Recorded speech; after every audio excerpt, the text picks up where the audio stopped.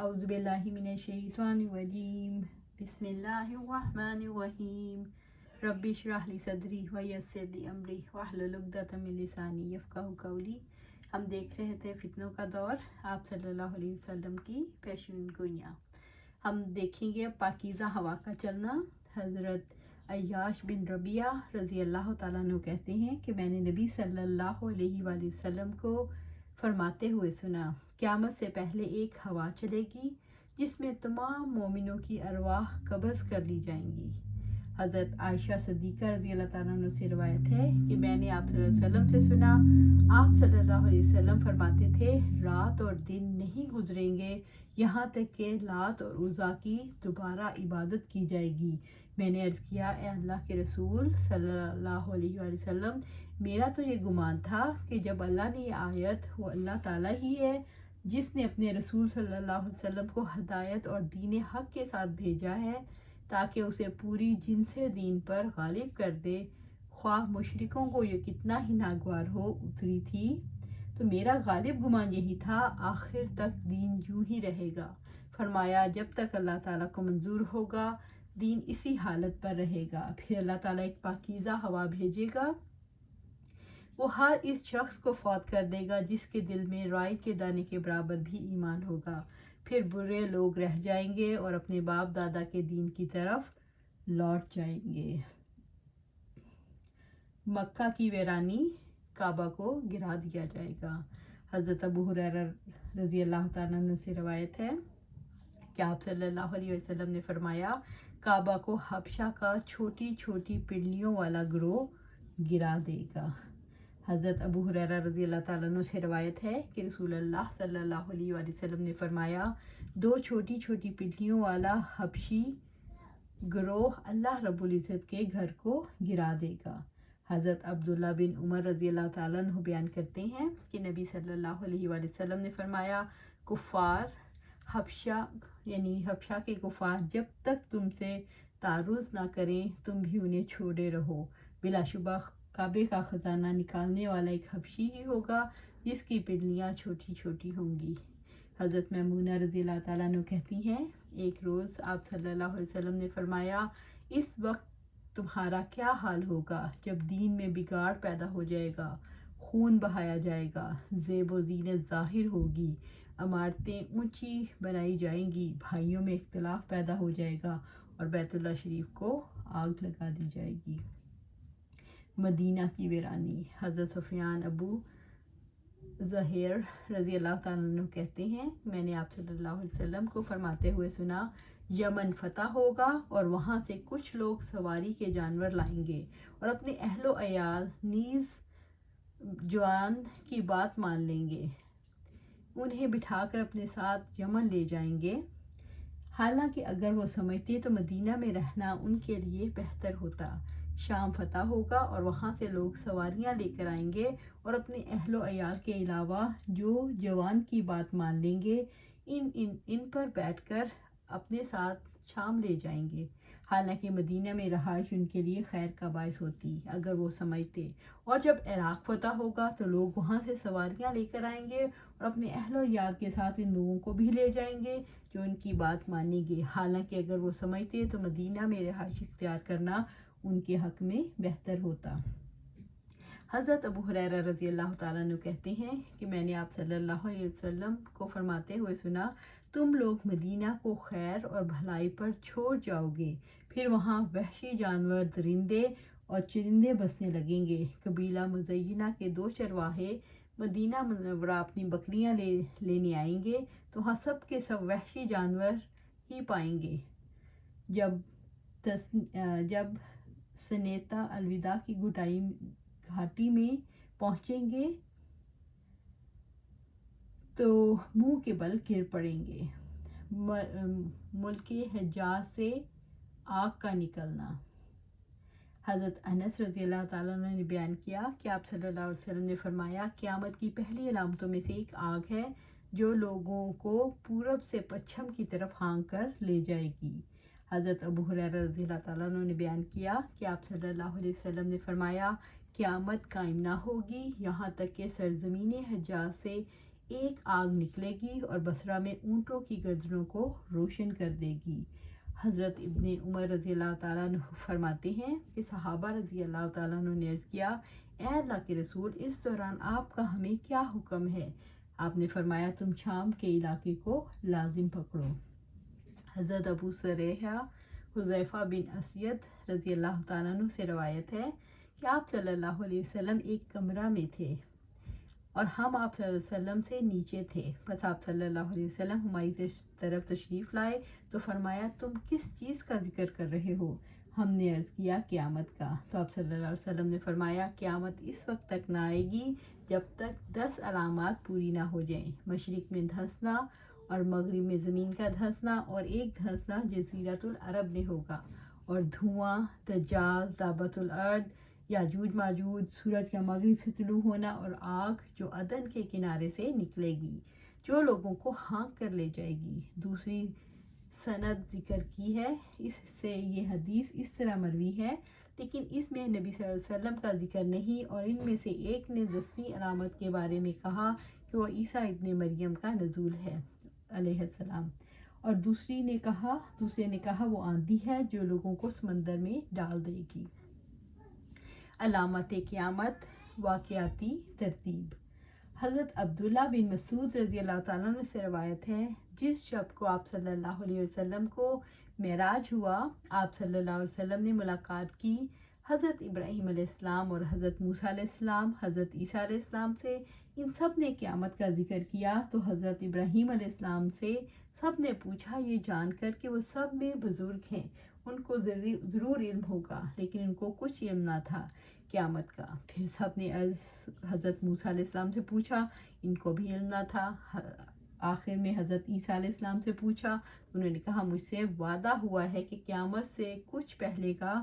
یعنی قیامت کے قریب دنیا میں جانے کا، لیکن قیامت کا ٹھیک وقت وہ تو کوئی نہیں جانتا سوائے اللہ کے۔ پھر بیان کیا انہوں نے دجال کے نکلنے کا حال اور کہا، میں اتروں گا اور اس کو قتل کروں گا، پھر لوگ اپنے اپنے ملکوں کو لوٹ جائیں گے۔ اتنے میں یاجوج اور ماجوج ان کے سامنے آئیں گے اور ہر بلندی سے وہ چڑھ دوڑیں گے، جس پانی پر وہ گزریں گے اس کو پی ڈالیں گے اور ہر ایک چیز کو خراب کر دیں گے۔ آخر لوگ اللہ تعالیٰ سے گڑ گڑائیں گے، عاجزی سے ان کو دفع کرنے کے لیے دعا مانگوں گا کہ اللہ تعالیٰ ان کو مار ڈالے اور وہ مر جائیں گے،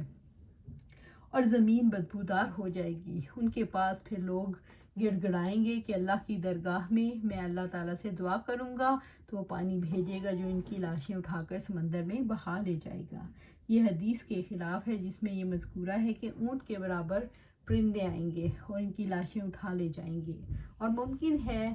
تطبیق اس طرح سے، پہلے پرندے آئیں، کچھ لاشیں لے جائیں، لیکن باقی لاشیں اور ان کی رطوبت اور گندگی اس سبب کے صاف کرنے کے لیے پانی کا حکم ہوگا۔ پھر پہاڑ اکھیڑ ڈالے جائیں گے اور زمین کھینچی جائے گی اور صاف ہموار اس میں پہاڑ اور ٹیلے اور سمندر گڑھے وغیرہ نہیں رہیں گے۔ پھر مجھ سے کہا گیا، جب یہ باتیں ظاہر ہوں تو قیامت لوگوں سے ایسے قریب ہوگی جیسے عورت کا حاملہ کا جس کے دن پورے ہو گئے ہوں۔ جنہ اس کے گھر والے نہیں جانتے کس وقت ناگہاں وہ جنتی ہے، تو تیاری سب کر رکھتی ہے اور ہر وقت زچگی کی منتظر رہتے ہیں۔ عوام بن ہوشب نے کہا، اس واقعے کی تصدیق اللہ کی کتاب میں موجود ہے، حتیٰ کہ یاجوج اور ماجوج وہم من کل حدب ینسلون، یعنی جب کھل جائیں گے، یعنی انہوں نے کہا کہ جب کھل جائیں گے یاجوج ماجوج اور وہ ہر بلندی سے چڑھ دوڑیں گے۔ حضرت ابن عمر رضی اللہ تعالیٰ عنہ فرماتے ہیں کہ آپ صلی اللہ علیہ وسلم نے فرمایا، تم سے یہود جنگ کریں گے، تم ان پر غالب آ جاؤ گے، حتیٰ کہ پتھر بھی کہے گا، اے مسلمان، یہ یہودی ہے، میرے پیچھے چھپا ہوا، اس کو قتل کر دے۔ حضرت نواس بن سمان رضی اللہ تعالیٰ عنہ سے روایت ہے، ایک صبح رسول اللہ صلی اللہ علیہ وسلم نے دجال کا ذکر کیا تو آپ صلی اللہ علیہ وسلم نے کبھی تحقیر کی اور کبھی بڑا کر کے بیان فرمایا، یہاں تک کہ ہم نے گمان کیا کہ وہ کھجوروں کے ایک جھنڈ میں ہے۔ بس جب ہم شام کو آپ صلی اللہ علیہ وسلم کے پاس حاضر ہوئے تو آپ صلی اللہ علیہ وسلم نے ہم سے اس بارے میں معلوم کر لیا تو فرمایا، تمہارا کیا حال ہے؟ ہم نے عرض کیا اللہ کے رسول صلی اللہ علیہ وسلم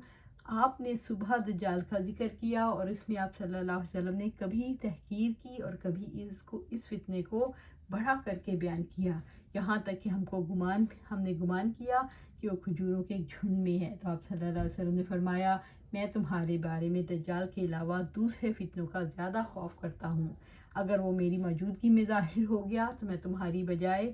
میں اس کا مقابلہ کروں گا، اور اگر میری موجودگی میں ظاہر ہوا تو ہر شخص خود اس سے مقابلہ کرنے والا ہوگا، اور اللہ ہر مسلمان پر میرا خلیفہ اور نگہبان ہوگا۔ بے شک دجال نوجوان گھنگریالے بالوں والا اور پھولی ہوئی آنکھ والا ہوگا، گویا میں اسے عبدالعزیٰ بن قطن کے ساتھ تشبیہ دیتا ہوں، بس تم میں سے جو کوئی اسے پالے تو چاہیے کہ اس پر سورۃ کہف کی ابتدائی آیات کی تلاوت کرے، پھر شک اس کا خروج شام اور عراق کے درمیان سے ہوگا، پھر وہ اپنے دائیں اور بائیں جانب فساد برپا کرے گا۔ اے اللہ کے بندو ثابت قدم رہنا۔ ہم نے عرض کیا اللہ کے رسول صلی اللہ علیہ وآلہ وسلم وہ زمین میں کتنا عرصہ رہے گا؟ آپ صلی اللہ علیہ وسلم نے فرمایا 40 دن، اور ایک دن سال کے برابر، اور ایک دن مہینے کے برابر، اور ایک دن ہفتے کے برابر ہوگا، اور باقی ایام تمہارے عام دنوں کے برابر ہوں گے۔ ہم نے عرض کیا اللہ کے رسول صلی اللہ علیہ وسلم وہ دن جو سال کے برابر ہوگا کیا اس میں ہمارے لیے ایک دن کی نمازیں پڑھنا کافی ہوگا؟ تو آپ صلی اللہ علیہ وسلم نے فرمایا نہیں، بلکہ تم ایک سال کی نمازوں کا اندازہ کر لینا۔ ہم نے عرض کیا اللہ کے رسول صلی اللہ علیہ وآلہ وسلم اس کی زمین میں چلنے کی تیزی کیا ہوگی؟ آپ صلی اللہ علیہ وسلم نے فرمایا اس بارش کی طرح جسے ہوا دھکیل رہی ہو، بس وہ ایک قوم کے پاس آئے گا اور انہیں دعوت دے تو وہ اس پر ایمان لے آئیں گے اور اس کی دعوت قبول کر لیں گے، پھر وہ آسمان کو حکم دے گا تو بارش برسائے گی اور زمین سبزہ اگائے گی، اور اسے چرنے والے جانور شام کے وقت آئیں گے، ان کے کوہان پہلے سے لمبے، تھن بڑے اور کوکھیں تنی ہوئی ہوں گی، پھر وہ ایک اور قوم کے پاس جائے گا اور انہیں دعوت دے گا، وہ اس کے قول کو رد کر دیں گے تو ان سے واپس لوٹ آئے گا، بس وہ قہر زدہ ہو جائیں گے کہ ان کے پاس دن کے مالوں میں سے درجات بتائیں گے۔ بس اسی دوران حضرت عیسیٰ علیہ السلام پر اللہ رب العزت وحی نازل فرمائیں گے کہ تحقیق میں نے اپنے ایسے بندوں کو نکالا ہے کسی کو ان کے ساتھ لڑنے کی طاقت نہیں، بس آپ میرے بندوں کو حفاظت کے لیے طور کی طرف لے جائیں، اور اللہ تعالیٰ یاجوج ماجوج کو بھیجے گا اور وہ ہر اونچائی سے نکل پڑیں گے، ان کی اگلی جماعتیں بحیرہ تبریہ پر سے گزریں گی اور اس کا سارا پانی پی جائیں گی، اور ان کی آخری جماعتیں گزریں گی تو کہیں گی اس وقت کسی وقت پانی موجود تھا۔ اس اللہ کے نبی حضرت عیسیٰ علیہ السلام اور ان کے ساتھی محصور ہو جائیں گے، یہاں تک کہ ان میں سے کسی ایک کے لیے بیل کی سری بھی تم میں سے کسی ایک کے لیے آج کل کے 100 دینار سے افضل اور بہتر ہوگی۔ پھر اللہ کے نبی حضرت عیسیٰ علیہ السلام اور ان کے ساتھی اللہ سے دعا کریں گے اور اللہ تعالیٰ یاجوج اور ماجوج کی گردنوں میں ایک کیڑا پیدا کر دے گا،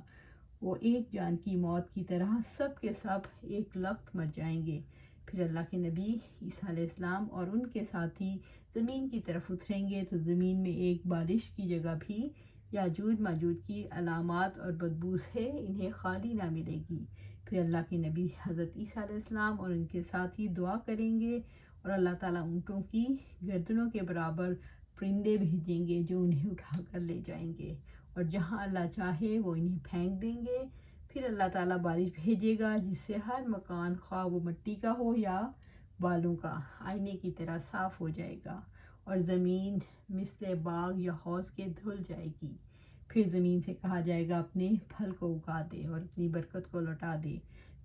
بس ان دنوں ایسی برکت ہوگی کہ ایک انار کو ایک پوری جماعت کھائے گی اور اس کے چھلکے میں سایہ حاصل کرے گی، اور دودھ میں اتنی برکت دی جائے گی کہ ایک دودھ دینے والی گائے قبیلہ کے لوگوں کے لیے کافی ہو جائے گی، اور ایک دودھ دینے والی اونٹنی ایک بڑی جماعت کے لیے کافی ہوگی، اور ایک دودھ دینے والی بکری پورے گھرانے کی کفایت کر جائے گی۔ اسی دوران اللہ تعالیٰ ایک پاکیزہ ہوا بھیجے گا جو لوگوں کی بغلوں کے نیچے تک پہنچ جائے گی،